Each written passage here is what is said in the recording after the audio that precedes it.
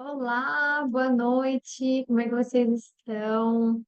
Estamos de volta, graças a Deus. Ah, e a gente vai iniciar hoje 1 Reis capítulo 9, para a honra e glória do Senhor Jesus Cristo.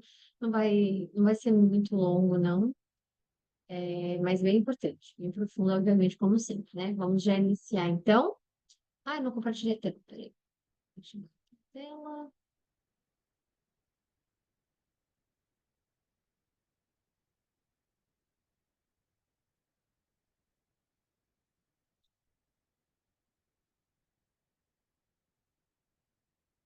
Vamos lá. Então, hoje a gente vai ler aqui capítulo 9 de Amém. A gente já vai iniciar toda a nossa oração. Já Deus, Senhor, obrigada por esse momento de união nosso, obrigada porque passamos alguns dias sem a nossa live e a gente sabe que por mais que, né, a gente teve compromissos, ou por mais que cada um, por algum momento, não consiga comparecer, ou que eu, incluindo a mim, né, nós sentimos falta desse encontro, dessa igreja que se forma aqui, né, como nós, sendo a igreja, essa reunião, e a gente agradece por essa assembleia de todos os dias, de segunda a sexta-feira, e obviamente pedir para o Senhor abençoar cada um desses encontros. Né? E abençoar a nossa vida se não estivermos nesses encontros, mas que a gente sinta a necessidade, a saudade, né? E que a gente queira ler e conhecer e estar mais próximos e fazer a nossa comunhão, mesmo que não tenhamos a live especificamente ao vivo no dia, né? Ou que seja um outro dia independente. Então, obrigada porque o Senhor nos permitiu termos dias é, de vitória, porque estamos aqui hoje, né? Estamos com saúde, estamos bem, estamos vivos e a gente agradece. E os altos e baixos a gente também agradece, porque neles, né, é na nossa fraqueza que a sua força, o seu poder, né, se revela. Então, nós somos canais para o Senhor revelar a sua força também. Nós somos canais daquilo que o Senhor pode fazer. Então, obrigado. E que hoje a gente tenha uma boa live, o Senhor nos abençoe, nos proteja, que o seu Espírito ele possa abrir os nossos olhos espirituais e ouvidos e coração, para que a gente possa entender aquilo que o Senhor tem reservado para nós. A gente agradece, Pai, por essa bênção que é poder ter a Bíblia Sagrada disponível a nós. A gente agradece porque nós somos escolhidos, chamados, e isso é algo que não sei se nós temos a capacidade humana de entender, mas podemos sentir o amor e a misericórdia, a graça vindo de ti, né? Porque não foi algo que nós tivemos que conquistar, nós não conseguimos conquistar a salvação, nós não conseguimos conquistar a sua graça, nós não conseguimos conquistar a sua misericórdia dessa forma, né? Foi vinda do Senhor, da sua vontade de nos abençoar, nos escolher. Então, obrigada por esse momento, Pai. Que o Senhor nos dê uma boa live, nos livre de todos os males, ataques espirituais que tentam afastar todos nós de Ti, e que o Senhor possa me usar como canal, colocar as palavras corretas nos meus lábios, para que a gente possa aprender todos juntos, Senhor, e passar à frente aquilo que nos foi ensinado. Então, que a gente possa fazer jus essa honra de sermos chamados seus filhos e que a gente consiga estar em comunhão com o Espírito Santo através de cada momento e circunstância na nossa vida na qual seremos usados por ti. Obrigada, Pai. Vamos iniciar nossa live hoje. Ela é para a honra e a glória do seu nome, consagrada, entregue a ti. Senhor, nos proteger de todos os males, todos os ataques espirituais, principalmente, e nos fortaleça na sua fé, sua palavra, aliás, na nossa fé, com a nossa fé na sua palavra. Amém. Vamos lá. O Senhor aparece a Salomão, de novo, segunda vez que ele vai aparecer a Salomão. A gente já viu a primeira vez, né? E agora a gente vai ver a segunda vez. Quando Salomão acabou de construir o templo do Senhor, palácio real, e tudo o que mais desejara construir, Deus deu a ele um privilégio muito grande, pelo coração dele, né? Estar primeiro filho de Davi, filho de uma promessa, né? Porque ele é filho de uma promessa de Deus para com a dinastia de Davi inteira. Então, a gente vê que ele teve como é que diz? Essa posição, esse local na qual Deus olhava com ele, olhava para ele, né? Com os olhos de aprovação, né? Era um prazer que Deus tinha, porque tudo que ele pudesse pedir, ele pedia e nunca era para si, né? Nunca era para somente o prazer dele, a vontade dele. Então, isso é algo que é muito honroso de ver, né? Então, tudo que ele desejava, porque tudo que ele pediu para Deus foi que o Senhor desse a ele capacidade de reinar o povo de Deus. E aquilo, como agradou o Senhor, Deus deu a ele poderes maiores e acima do que a gente imagina, do que a gente pensa, e como é que diz? Bom ou tanto faz o nosso julgamento. Inclusive, o reinado de Salomão, ele foi o mais rico, ok? E mais poderoso de todos os reinados. E a gente vê isso, né? Porque Deus sobe hoje. A gente sabe que no final ele vai acabar pecando contra o Senhor, vai cair em, como é que diz? Vai cair em desagrado aos olhos do Senhor, isso é bíblico, a gente vai ver, né? Mas a honra, a graça e a misericórdia e tudo de Deus, ainda assim não abandona, principalmente porque Deus manteve, óbvio, né, a promessa davídica, né? Então, o que foi prometido a Davi e ponto. Deus não mentiria, né? Então, tudo que ele desejara, ele acabou de construir. E o Senhor lhe apareceu pela segunda vez como lhe havia aparecido em Gibeon. A gente lembra que ele foi para lá, né? E Deus apareceu para ele nessa visão que ele teve, no sonho que ele teve, tudo mais. O Senhor lhe disse: Ouvi a oração e a súplica por misericórdia que você fez diante de mim. Consagrei este templo que você construiu, para que nele eu ponha o meu nome para sempre. Você consegue ver como Deus é humilde? Olha o que ele fala: consagrei este templo que você construiu. Olha só que lindo. Quando Deus mostra o que que ele poderia dizer, veja, eu fiz você construir, eu permiti você construir. Olha como Deus é honroso, como Deus é magnífico, maravilhoso. Como ele ensina a gente nos mínimos detalhes, né? Olha que lindo de ver como Deus é humilde. É por isso que, como imagem e semelhança de Deus, nós temos o dever de sermos humildes também. E perante a Ele nos humilharmos, né? E sermos humildes com o nosso próximo. Porque olha como Deus é. Consagrei este templo que você construiu, para que nele eu ponha o meu nome para sempre. Os meus olhos e o meu coração sempre estarão ali. Sempre, independente de qualquer coisa, sempre os olhos de Deus estará ali, o coração ali. Ali aonde? No templo que ele construiu, no que Salomão fez por ele, né? De construir esse templo, obviamente sob a direção dele, os cuidados dele, né? Mas não importa não, mas Deus ficou triste com eles. Ah, não, mas isso e aquilo. Não, mas isso, gente, os olhos estarão e o coração estarão sempre ali. Deus dizendo que o coração dele. Então, a gente consegue muitas coisas ver o que Deus tem. A gente consegue ver Deus dizendo que eu tenho olhos e que eu tenho coração. Então você vê, Deus realmente nos mostra que somos imagem e semelhança dele, da forma que ele nos fez. Então Deus tem coração e Deus sente. Ele não está falando coração físico, órgão, que não é isso. Como é que estaria o órgão de Deus num templo? Não é isso.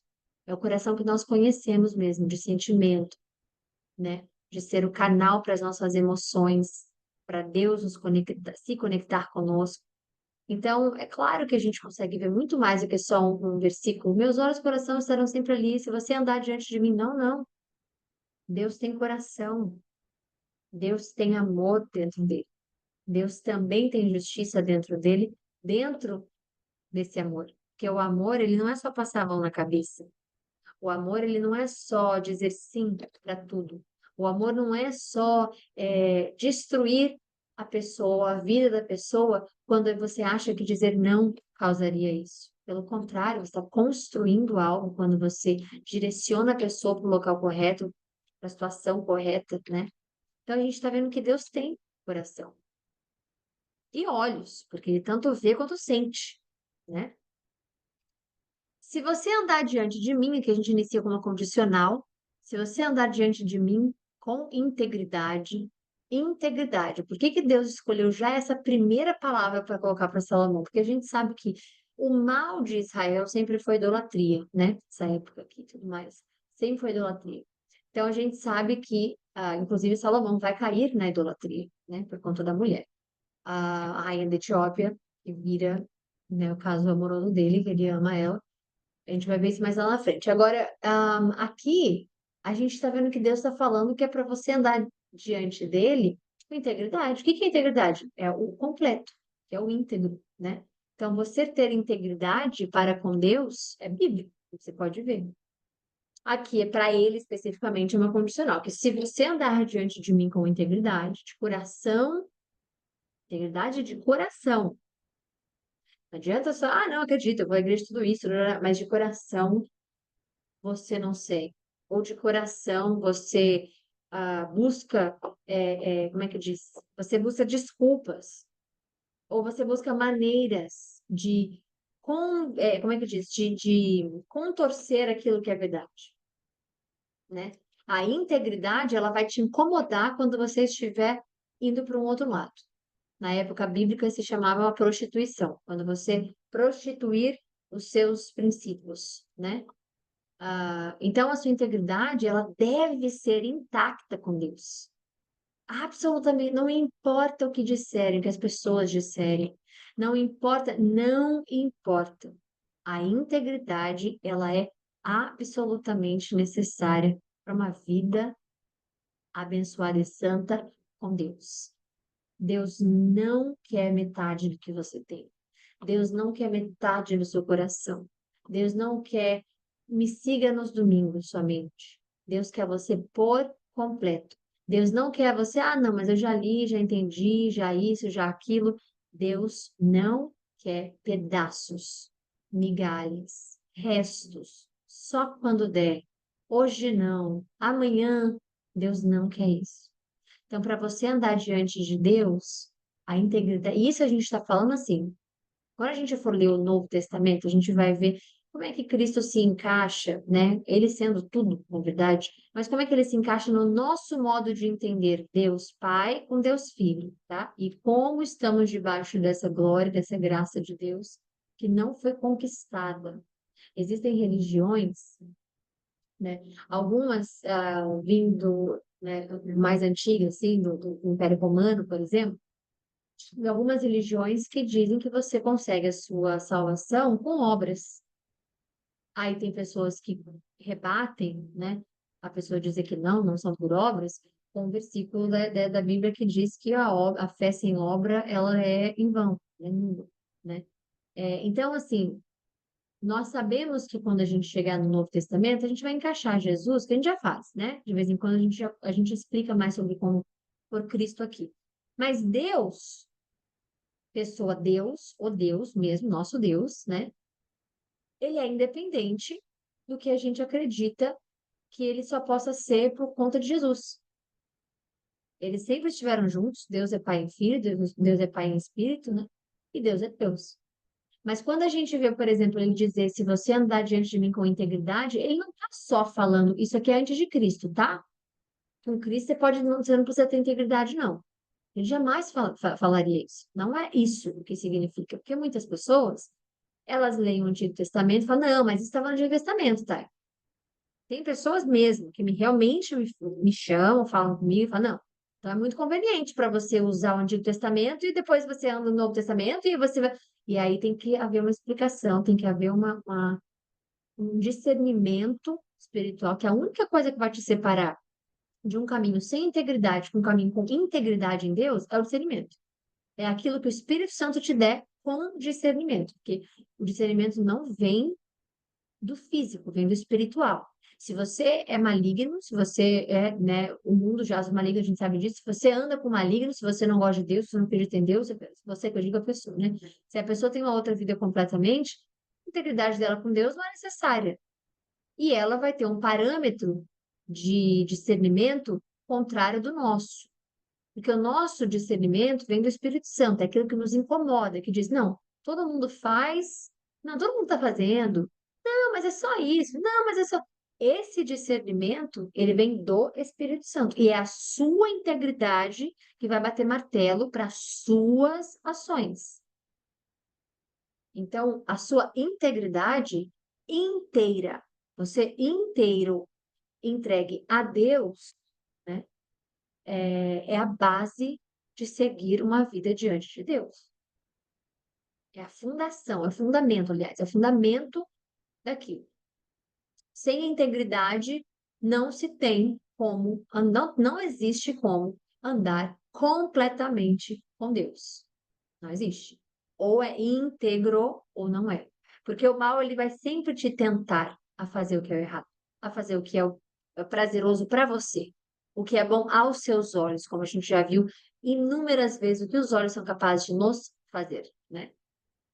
Então, a integridade com Deus, ela é essencial para a sua comunhão com Deus. Não é metade, metade, é integralmente.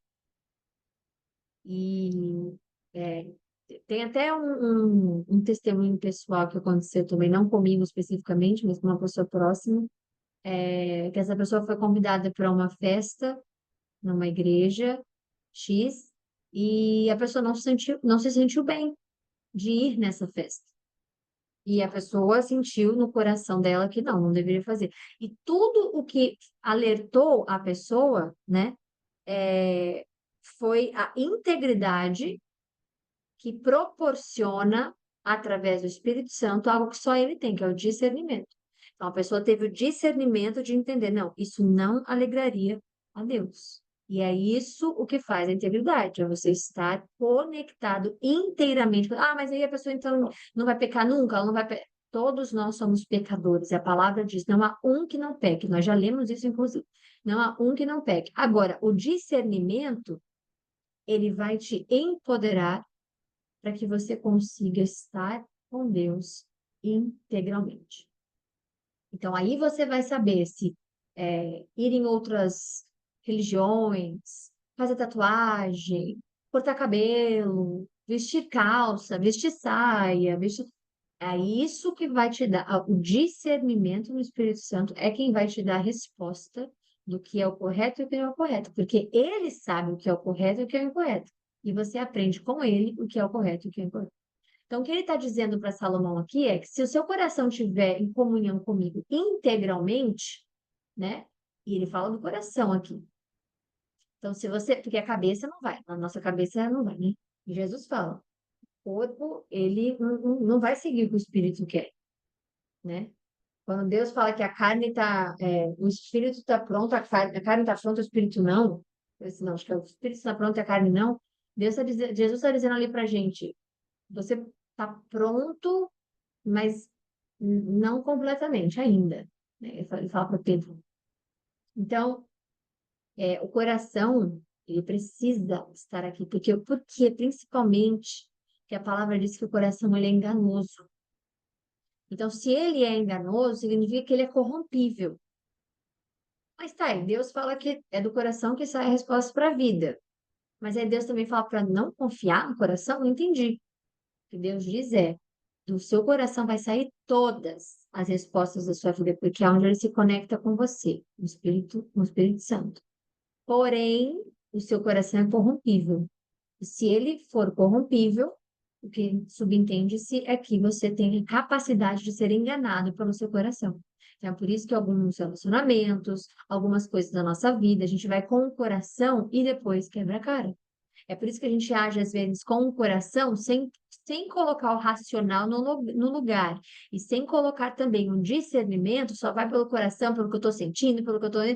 E aí a gente, às vezes, se engana. Não, tá, eu não concordo. Bom, a gente vai ver isso com Salomão. Salomão vai seguir somente o coração dele e a gente vai ver absolutamente o que vai acontecer. Ele teve ajuda dos seus conselheiros, ele teve conselho, aliás, né, dos seus conselheiros, ele teve tudo que você possa imaginar de suporte para que ele não pecasse da forma com que ele fez, e mesmo assim ele fez.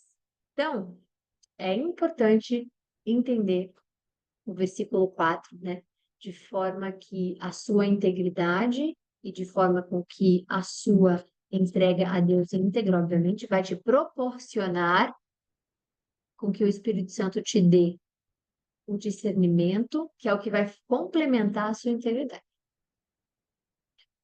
E com retidão, como fez com Davi, seu pai, e se fizer tudo que ordeno a você, obedecendo aos meus estatutos e às minhas ordenanças, firmarei para sempre o trono de seu reinado sobre Israel, conforme prometi a Davi, o seu pai, quando eu lhe disse: nunca faltará um descendente seu que lhe suceda no trono de Israel. Se, porém, você ou seus filhos se afastarem de mim e não obedecerem aos mandamentos, aqui primeiro é se afastar, que é o início de tudo. Quando as pessoas falam, o que que é o pecado? A gente sempre responde, o que te afasta de Deus. Não precisa perguntar, será que discernimento te afasta de Deus? Pecado.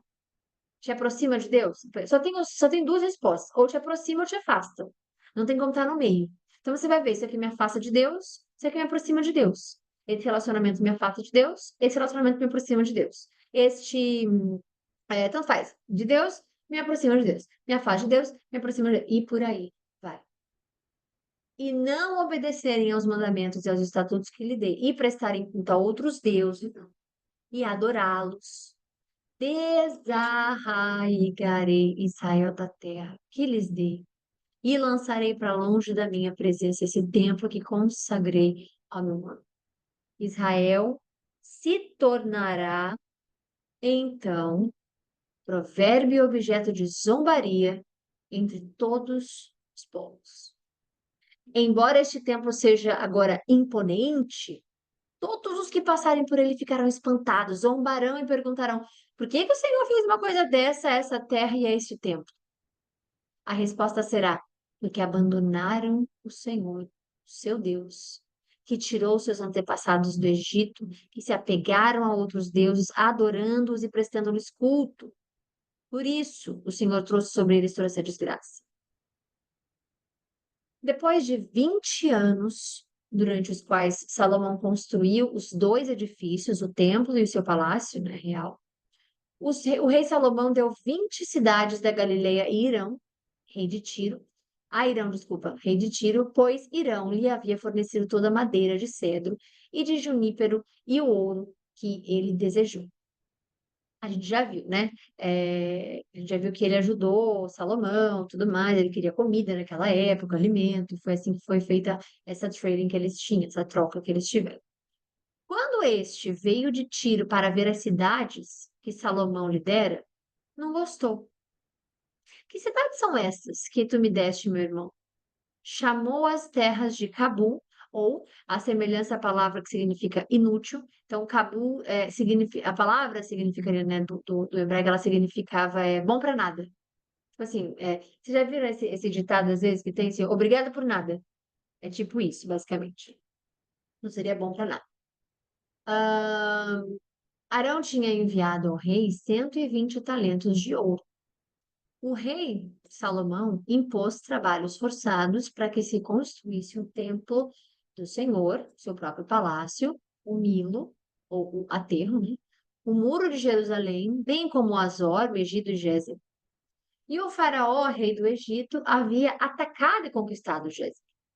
Incendiou a cidade, matou todos os seus habitantes, que eram cananeus, e a deu de presente o casamento de sua filha, mulher de Salomão. Assim, Salomão reconstruiu Gezer. Ele construiu Bet-Horon Baixa, Baalat e Tadmor, ou Tamar, no deserto dessa região, bem como todas as cidades de armazenamento e as cidades onde ficavam as suas carruagens e seus cavalos. Construiu tudo o que desejou em Jerusalém, no Líbano e em todo o território sob seu domínio. Havia ainda sobreviventes dos amorreus, dos hititas, dos ferezeus, dos heveus e dos jebuseus, os quais não eram israelitas. Salomão recrutou para o trabalho forçado. Como assim, eles não eram israelitas? Porque israelitas tinham os que se misturavam, né? Que moravam nessas regiões e se misturavam. Salomão recrutou para trabalho forçado os descendentes de todos esses povos que ainda viviam em sua terra, pois os israelitas não conseguiram separá-los para a destruição, né? ou o termo hebraico indica um ato de consagração irrevogável a Deus, geralmente por meio da destruição de um objeto ou de seres vivos. E nesse trabalho forçado, permanecem até o dia de hoje. Salomão, porém, não obrigou nenhum israelita a trabalhos forçados. Estes eram os seus homens de guerra, oficiais, comandantes dos carros de guerra e condutores de carros. Também eram israelitas os principais oficiais encarregados das obras de Salomão, 550 oficiais que supervisionavam os trabalhadores. Somente depois que a filha do faraó se mudou da cidade de Davi para o palácio que Salomão havia construído para ela, foi que ele construiu o Milo. 3 vezes por ano, Salomão oferecia holocaustos e ofertas de comunhão no altar que havia construído para o Senhor, ao mesmo tempo em que queimava incenso diante do Senhor. Assim, Salomão concluiu o templo. O rei Salomão também construiu navios em Ezion-Geber, que fica perto de Elat, na terra de Edom, às margens do Mar Vermelho. Isso aqui, essa parte de navios, mas porque a maioria da vida financeira, né, do sucesso financeiro, da prosperidade financeira que Salomão tinha, vinha também dos tradings por mar, né? Eles faziam, é como se fosse, enfim, até hoje existe isso, de um lugar para outro, né? Os produtos da China chegam até nós, produtos da Turquia chegam até nós, alimentos do Brasil vão para outros lugares e por aí vai. Então, até hoje, isso acontece, obviamente. Naquela época, Salomão tinha muito sucesso. O maior, como é que diz? O maior, uma maior forma que ele tinha, né? A economia girava em torno dos portos e, obviamente, desses tratados que ele tinha e dessa forma de comércio, ok? Irão, então, enviou em navios seus marinheiros, homens experimentados que conheciam o mar, para trabalharem com os marinheiros de Salomão. Navegaram até Ofir e de lá trouxeram 420 talentos de ouro, ou seja, 14 toneladas, para o rei Salomão. Ok? Finalizamos a live de hoje para honra e glória de Jesus Cristo. Amém. Amanhã a gente volta com o capítulo 10. E aqui chega algo que vai mudar bastante a história. Então, a gente vai ver, deixa eu ver quantos tem aqui. Amanhã são. É inútil a gente ver números aqui, porque a gente não está aqui por números, né? Mas eu só queria ver, são 29. Então, amanhã a gente vai chegar à parte da rainha de Sabá vindo, e isso vai ser muito bom. Muito, muito, muito importante para nós, tá? E depois a gente começa a parte mais íntima da vida de Salomão. Vamos lá. Então é isso. Fiquem com Deus. Um beijo. Amo vocês. Fiquem todos bem e que a gente se veja amanhã para a honra e glória do Senhor Jesus Cristo. Tá bom? Um beijo. Bom descanso.